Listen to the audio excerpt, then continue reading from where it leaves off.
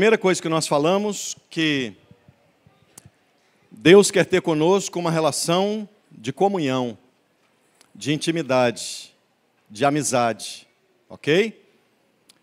Segunda coisa que nós falamos foi que Deus, Ele nos fala pela sua palavra, e a oração é a maneira que nós respondemos a Deus, ok?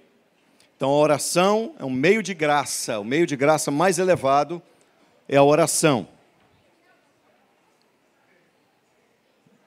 Primeiro ponto, recapitulando, gente, bem aqui. Deus nos criou e nos redimiu com qual propósito? Bem, vamos lá, participação. Qual propósito Deus nos redimiu e nos criou? Relacionamento, comunhão, intimidade. Deus nos fala pela sua palavra e nós falamos com Deus através da oração. A oração não é uma possibilidade de acontecer na nossa vida. A oração não é se orardes, a oração é quando orardes. Perfeito? Outro aspecto da oração que precisa ficar claro. A oração nós não podemos querer exibir a nossa espiritualidade, mas nós preservamos a nossa espiritualidade quando nós oramos, nos voltando inteiramente para Deus, isso é, no quarto, na despensa, né? No quarto de alimentos, no quarto da provisão. Então nós preservamos a nossa espiritualidade e nós não devemos demonstrar a nossa espiritualidade. Ok? Outro aspecto, não devemos usar de vãs repetições como fazem os gentios.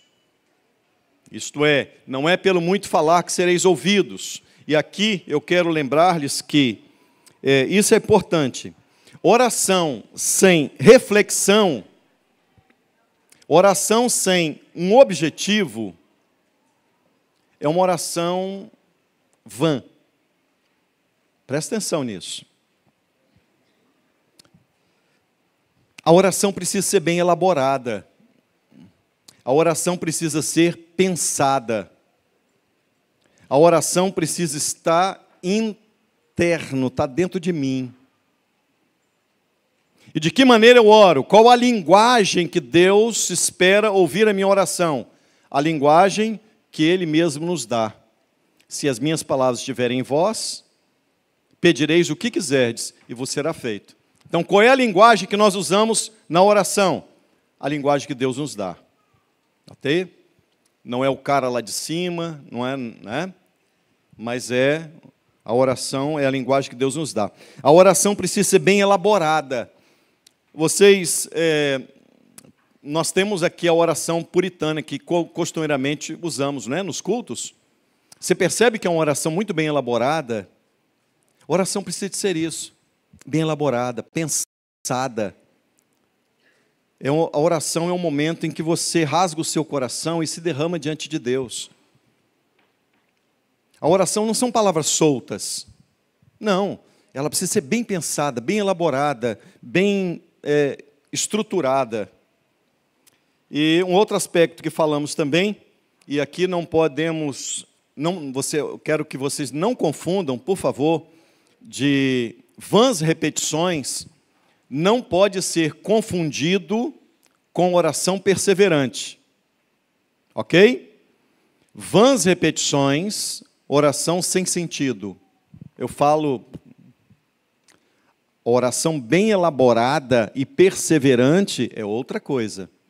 Até porque Jesus nos ensinou a perseverar, a orarmos com perseverança. Jesus disse assim: pedi e dar-se-vos-á, buscai e achareis, batei e abrir-se-vos-á, pois todo o que pede recebe, o que busca encontra, e a quem bate, abrir-se-lhe-á. Oração perseverante. É diferente da vã repetição, que você fala sem saber o que está falando. E aí eu cito uma frase de Leonardo Ravenhill. Ele usou a seguinte expressão: ore até que consiga orar, e ore até ter terminado de orar. Existe um primeiro momento da oração que você precisa entrar na oração, né? Você está com a cabeça meio vaga, meio distante ainda. E ele usa essa expressão, ore até que consiga orar. Isto é, até que você entre em outra dimensão com Deus, de intimidade, de comunhão, e que você sinta verdadeiramente. Então, ore até que consiga orar, e ore até ter terminado de orar. Lembra-se quando Abraão estava orando pela cidade de Sodoma e Gomorra? Abraão vai orando, e se estiverem 5, né? E a Bíblia diz, tendo Abraão acabado de orar, o Senhor se foi. Olha que coisa. O Senhor não vai antes de você acabar de orar. O Senhor está atento às nossas orações. Falamos então que a oração é intimidade com Deus. O objetivo da oração é nos derramarmos diante do Pai. Entrar no quarto, fechar a porta, significa estar voltado somente para Deus, ter preservado a nossa oração, ter preservado a nossa intimidade, preservado a nossa devoção. Não é para ser exibida, mas para ser preservada. E voltada unicamente para o Deus eterno. Pois bem, quando nós oramos, nós não oramos para informar Deus sobre as nossas necessidades, nós também não oramos para mudar os propósitos de Deus, vou explicar isso melhor. Deus quer que nós tenhamos com Ele uma relação de pacto, Deus quer que tenhamos com Ele uma relação de amizade. De que maneira isso se dá? Através da oração. Então, Deus nos chama a participarmos daquilo que Ele vai fazer. E um outro aspecto que eu quero dizer-lhes também, agora vamos aqui ao texto, verso 9. Você vai perceber que do verso 9 ao verso 10, presta atenção nisso, agora é Jesus ensinando o modelo de oração. Primeiro ele estava ensinando vários aspectos relacionados à oração. Agora, qual é o modelo de oração? Presta atenção, gente. Modelo de oração ensinado por Jesus. Do verso 9, o verso 9 e o verso 10, esse modelo de oração está centrado em Deus. Do verso 9 ao verso 10, primeira coisa, a oração está centrada em Deus. A oração parte de Deus. Deus é o centro, não somos nós. Não é a nossa necessidade. Deus é o centro. Dali, em Deus, parte a nossa oração. Então, 3 pedidos, versos 9 e 10, estão centrados na glória de Deus. 3 pedidos centrados na glória de Deus. Através da oração, nós aprendemos quem Deus é e como devemos exaltar o seu nome. Primeira coisa, 3 pedidos centrados em Deus. Através da oração, aprendemos quem Deus é e como devemos exaltar o seu nome. E terceiro aspecto, voltada unicamente à oração para magnificarmos a sua majestade. Ok? 3 pedidos centrados em Deus. Do verso 11 ao verso 13, a segunda parte da oração ensinada por Jesus está focada em nós. Então, primeira parte da oração está focada em quem? Participe comigo. Primeira parte da oração focada em quantos pedidos? 3. Segunda parte da oração focada em nós. Quantos pedidos? 3. Então, voltada para as nossas necessidades, a segunda parte. Apresentar a Deus tudo que envolve a nossa vida aqui na terra. O irmão, por favor, passa o slide, filho. Por gentileza. Rogo-vos pela compaixão de Cristo. Obrigado, amigão.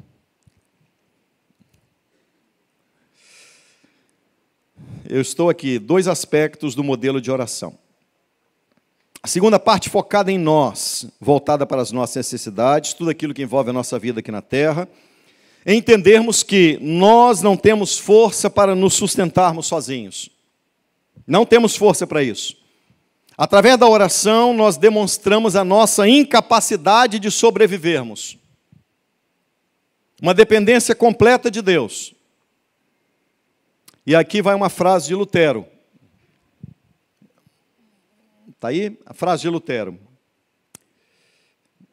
Quando Lutero meditou sobre a oração, chamada oração do Pai Nosso, ele escreveu esta frase: Deus quer nos atrair carinhosamente com essas palavras, para crermos que Ele é o nosso verdadeiro Pai e nós seus verdadeiros filhos, a fim de que lhe roguemos sem temor, como filhos amados ao querido Pai.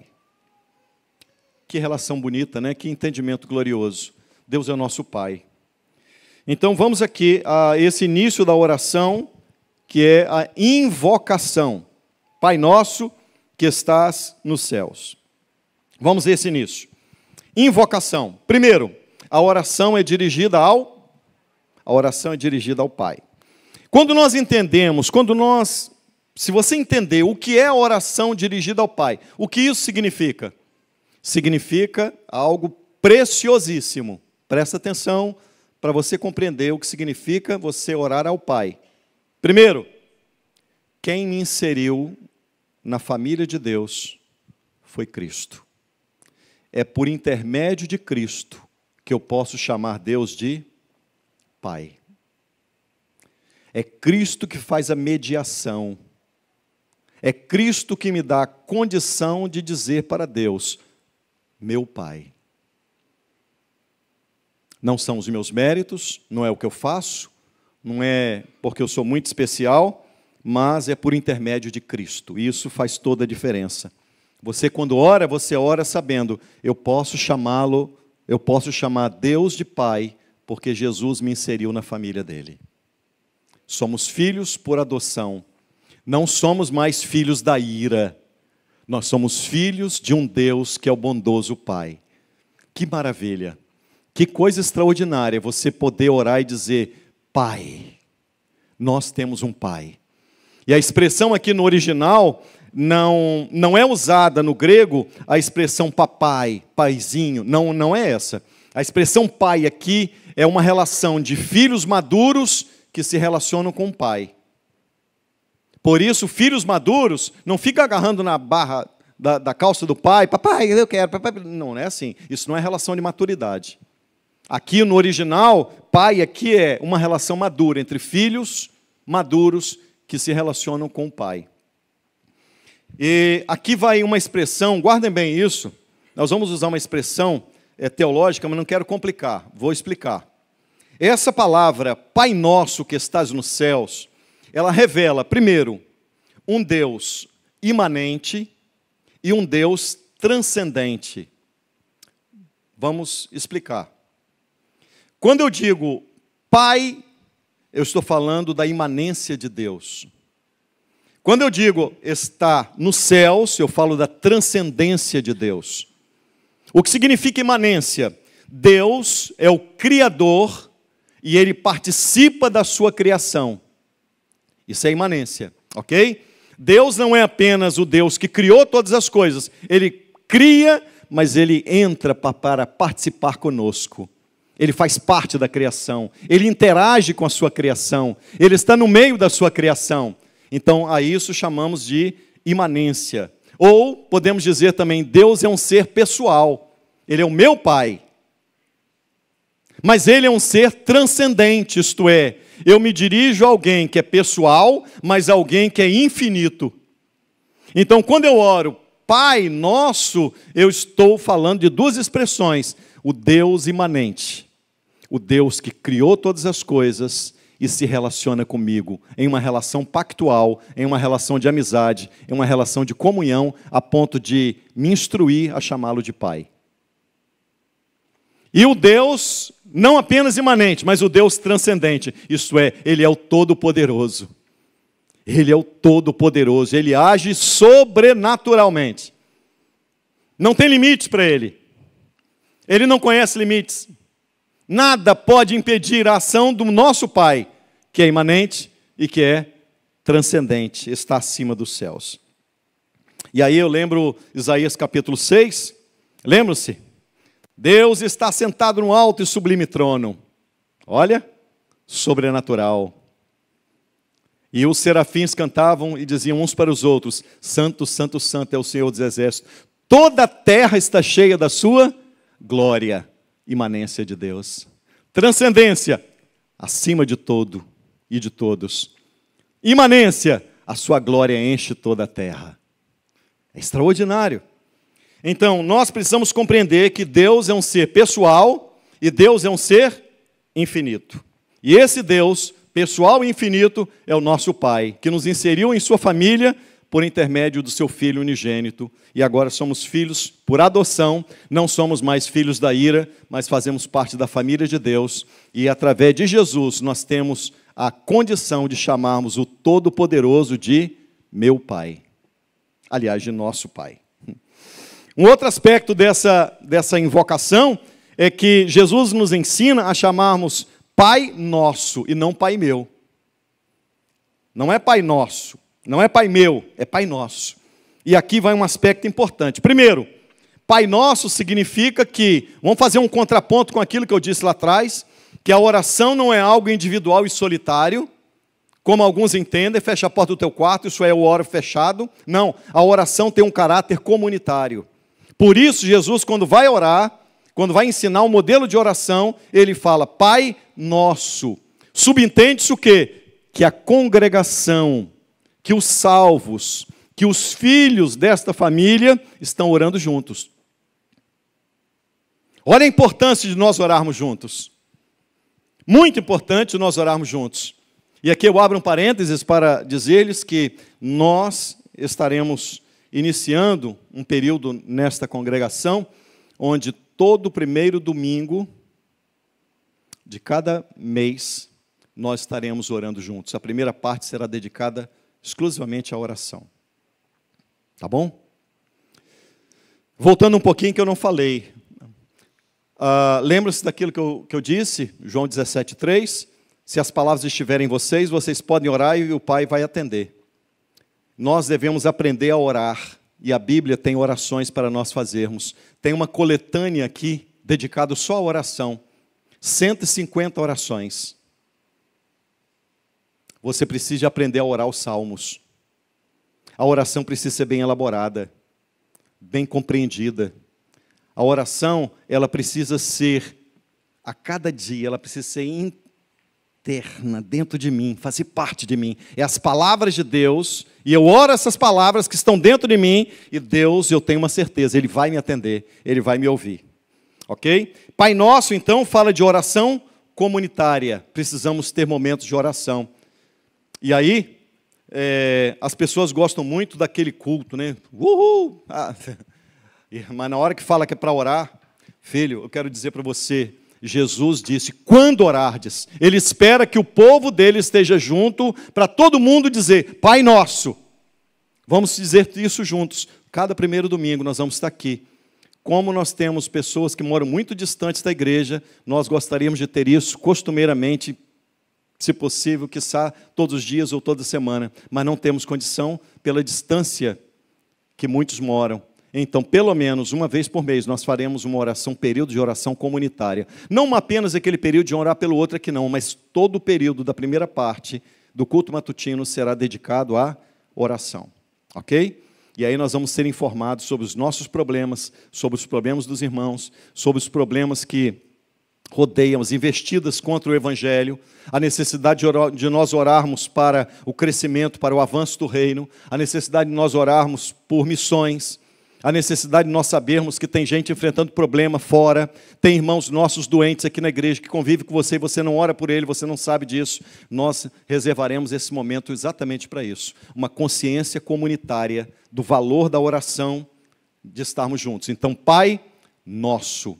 Um outro aspecto dessa expressão Pai Nosso, que deve ficar muito bem guardada no nosso coração, é que o nosso deve estar à frente ou acima do eu. Aí você pode fazer uma avaliação. Quantas vezes você ora pelo irmão? Ou será que a sua oração é só Pai Meu? Quantas vezes você dedica no seu dia para dizer Pai Nosso? Pai Nosso, abençoa aquele irmão, abençoa o Wander. Tira o Wander dali, Senhor. Pai Nosso. Senhor, aquela criança, Pai Nosso. Senhor, as missões, Pai Nosso. Senhor, quantas pessoas precisam ser alcançadas pelo Evangelho? e ainda não foram? Pai Nosso, eu estou orando Pai Nosso. Temos que passar a orar Pai Nosso, e não apenas Pai Meu. Eu, minhas necessidades, meus problemas. Não. Já aprendemos uma coisa, que a primeira parte da oração é focada em quem, gente? Primeira parte da oração é focada em Deus. Segunda parte da oração focada em nós. Vamos adiantar, vou tentar acabar. Primeira parte da oração, santificado seja o teu nome. Então, primeira coisa,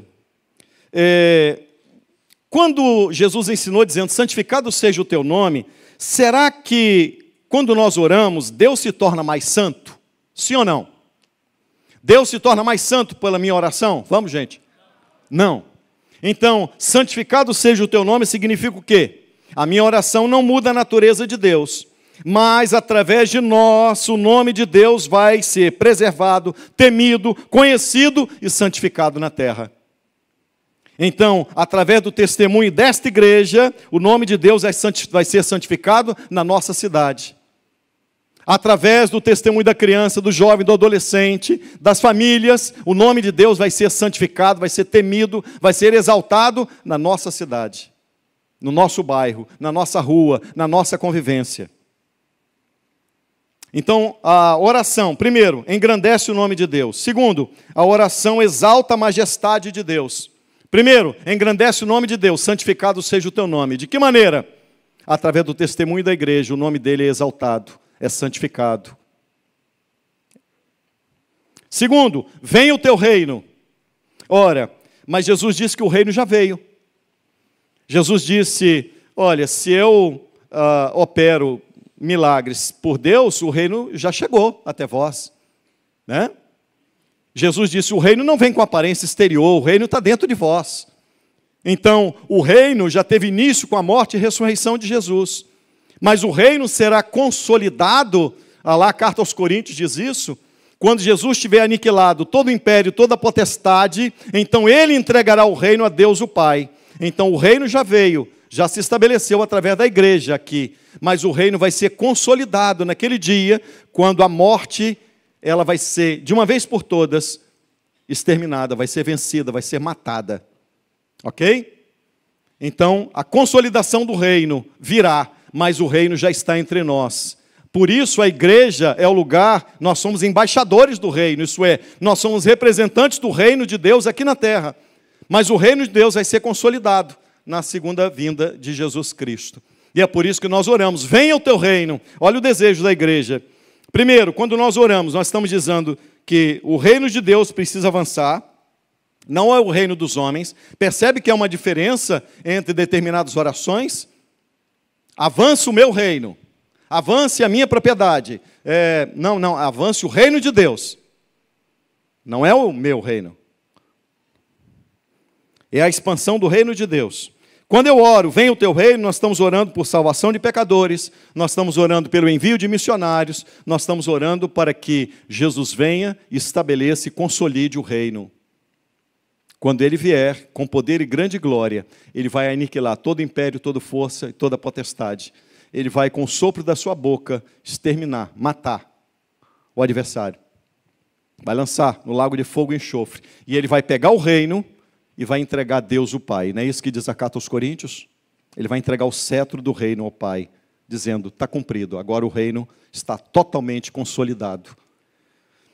Terceiro aspecto, faça-se a tua vontade, assim na terra como no céu. A oração devota louvores a Deus. Está passando? Tá? A oração devota louvores a Deus. Faça-se o que, irmãos? O que Jesus mandou a gente orar? Faz a minha vontade, Senhor. Eu sou um bebê mimado, eu determino, eu decreto, está decretada, eu profetizo a vitória. Eu pergunto, foi isso que Jesus ensinou, irmãos? Ele mandou você decretar alguma coisa?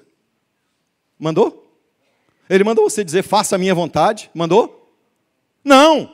A oração modelo, ele diz, santificado seja o teu nome, através da igreja, o nome de Deus santificado, exaltado. Venha o teu reino, isso é, não é o meu reino, mas é que se consolide o reino de Deus com brevidade. E seja feita a tua vontade, não é a minha.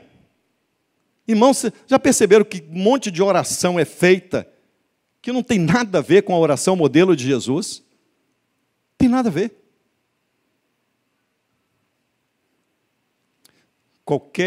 Me perdoe, qualquer pregador do Evangelho que prega aquilo que a Escritura não diz, ele está apresentando um outro Evangelho para você, não é o Evangelho de Jesus Cristo.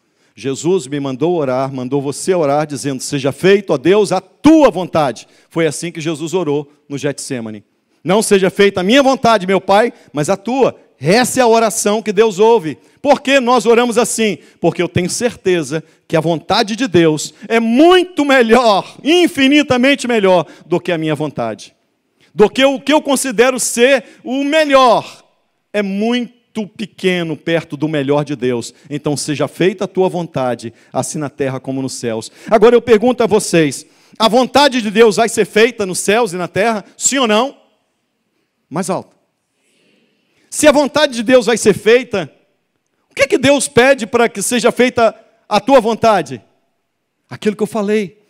Ele está me inserindo em um contexto onde a vontade dele vai ser cumprida, mas ele quer que eu participe desta vontade. É maravilhoso. A oração não serve para mudar Deus, mas a oração, ela converge a minha necessidade àquilo que Deus vai fazer. E aí ele me chama dizendo, seja feita a tua vontade, assim na terra como nos céus. A vontade dele não pode ser impedida. Lembra o final do livro de Jó? Nenhum dos teus pensamentos pode ser impedido. A tua vontade vai ser cumprida. Os teus planos não podem ser impedidos. Faça-se a tua vontade, assim na terra como no céu. Os nossos planos devem estar sujeitos à vontade de Deus. A vontade de Deus deve ser cumprida na terra, através da igreja. Vou repetir para você compreender. A vontade de Deus deve ser cumprida na terra, através da igreja. E aí vamos para o segundo bloco de oração. Primeiro, focado em Deus. Segundo, focado nas nossas necessidades. Verso 11 diz assim, o pão nosso de cada dia nos dá hoje. Olha que coisa profunda. Primeiro, quando eu oro pelo pão nosso, eu não estou orando pela picanha nossa de cada dia. Aliás, quem prometeu picanha não foi Deus.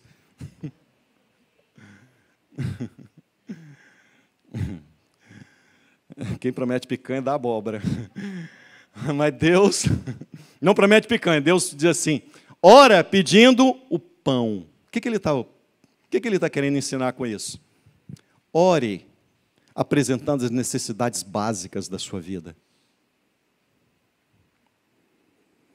Devemos reconhecer, irmãos, a nossa incapacidade de sobrevivermos. Quando eu oro pedindo o pão nosso e cada dia nos dá hoje, eu estou reconhecendo a Deus. Eu não tenho capacidade de viver sozinho aqui. Eu dependo da tua graça, até para comer o pão. E aí eu me lembro da frase de Paul Washer que diz, eu dependo da graça de Deus até para amarrar os meus sapatos. É uma dependência completa de Deus. A oração ensinada por Jesus faz você depender desse Deus em tudo e para tudo. Então, tudo que recebemos é fruto da graça. Na oração, as nossas necessidades são atendidas por Deus. E aí ele diz, o pão nosso de cada dia nos dá.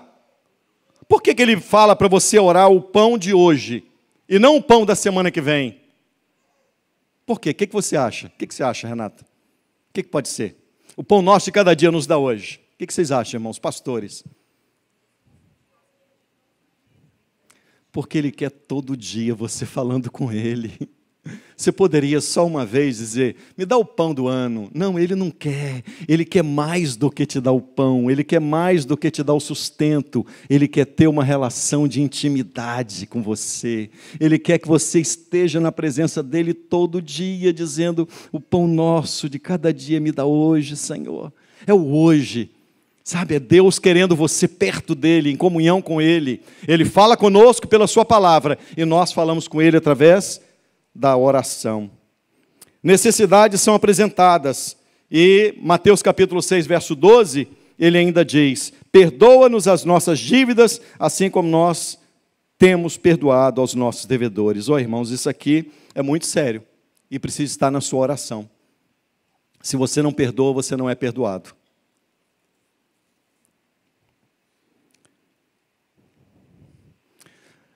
Pedro, quando ouviu isso de Jesus, ele disse: Senhor, acrescenta-nos fé. Pedro era igual a gente. Eu fico imaginando que Pedro, quando disse isso a Jesus, devia ter uma dificuldade tremenda para perdoar.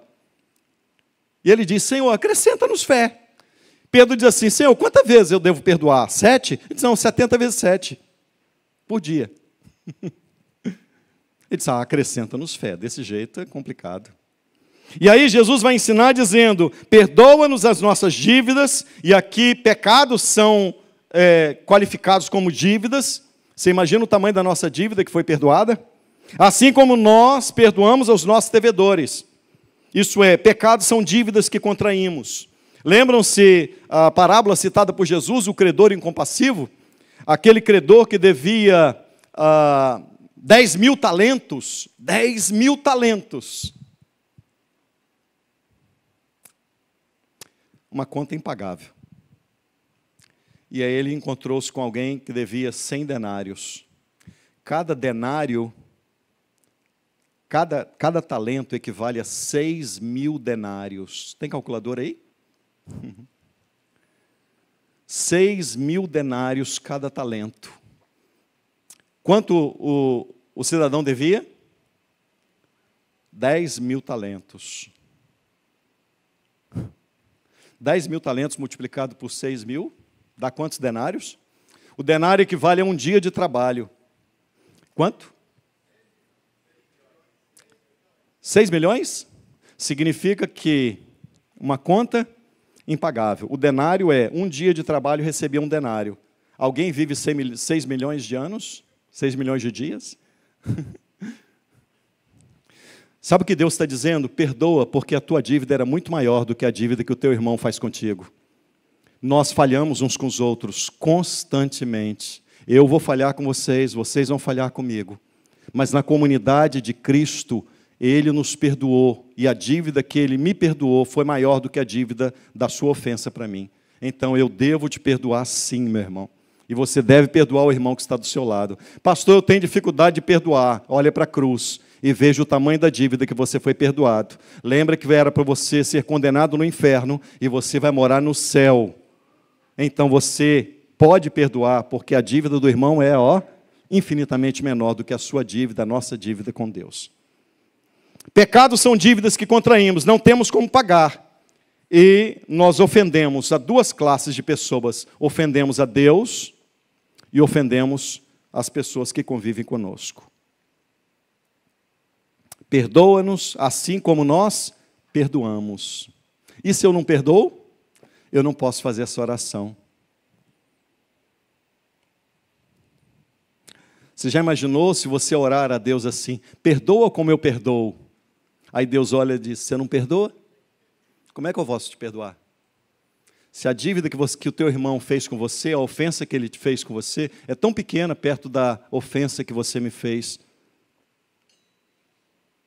Você tem uma história de vida me ofendendo a santidade de Deus, e Deus nos perdoou. A nossa dívida um para com o outro é muito pequena. Não nos deixe cair em tentação, mas livra-nos do mal.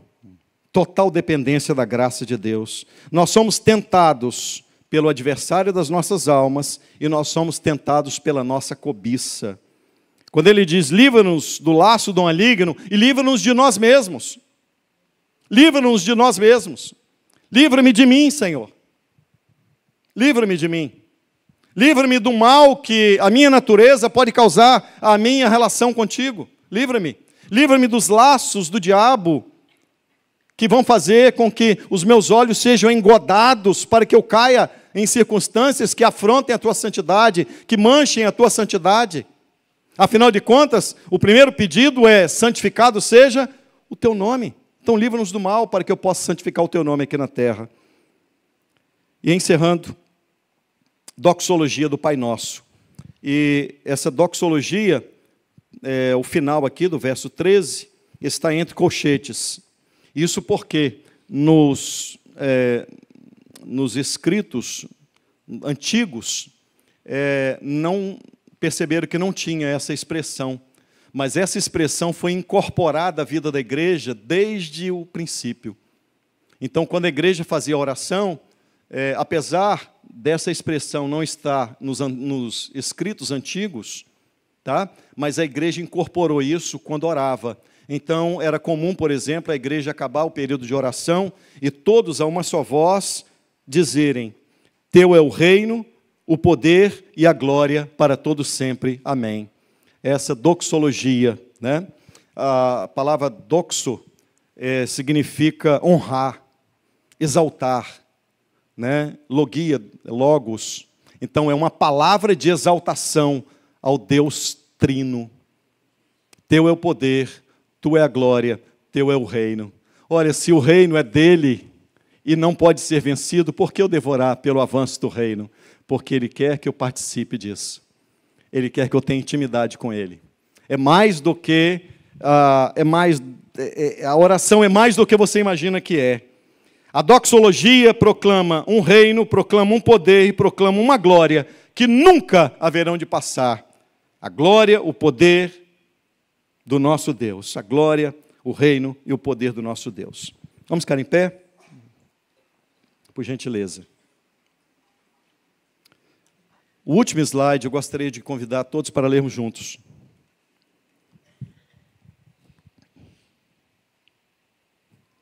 Podemos ler? Leia comigo, por favor. Essa é uma cosmovisão teocêntrica. Todos juntos. A Bíblia nos faz conhecer quem Deus é, e essa descoberta nos revela quem nós somos. Descobrir quem Deus é e quem nós somos muda a nossa visão de mundo e muda a nossa atitude perante a vida. Devemos viver a vida em função da realidade, da eternidade e daquilo que verdadeiramente importa. Desta forma, você terá uma vida em outra dimensão. Que Deus faça isso em nós. Que enxerguemos o mundo sob a ótica do Evangelho e que nos relacionemos com Deus, nos utilizando do modelo de oração que Jesus nos ensinou. Romanos 11:36 encerra dizendo: a uma só voz, todos comigo, porque dele e por meio dele e para ele são todas as coisas, a ele, pois, a glória eternamente. Amém. Ele é o centro, não sou eu. Dia 3 de novembro, nós vamos estar aqui para orarmos juntos. E nós colocamos esse período de oração, dia 3 de novembro, sabe por quê? Porque é o período que tem uma festa dos aniversariantes. Né? E tem crente que se você não segura pelo desejo de orar, você segura pelo menos pelo desejo de comer. O povo lá, primeiro domingo, tem aquela festinha lá. E aí, sabe? É uma forma de pegar você e dizer o seguinte: você tem mais necessidade de orar do que de comer. Que aprendamos isso. Oração comunitária. Pois não. 60 milhões de denários? Só tá. É um pouquinho. Ou a dívida aumentou. Como é bom sabemos que podemos chamar Deus de Pai. Feche seus olhos. Eu quero ler com vocês a oração. A uma só voz. Juntos comigo. Pai nosso, que estás nos céus, santificado seja o teu nome. Venha o teu reino, faça-se a tua vontade, assim na terra como no céu. O pão nosso de cada dia, dá-nos hoje, e perdoa-nos as nossas dívidas, assim como nós temos perdoado aos nossos devedores. E não nos deixes cair em tentação, mas livra-nos do mal, pois teu é o reino, o poder e a glória para sempre. Amém. Que Deus os abençoe. Os irmãos podem tomar seus assentos.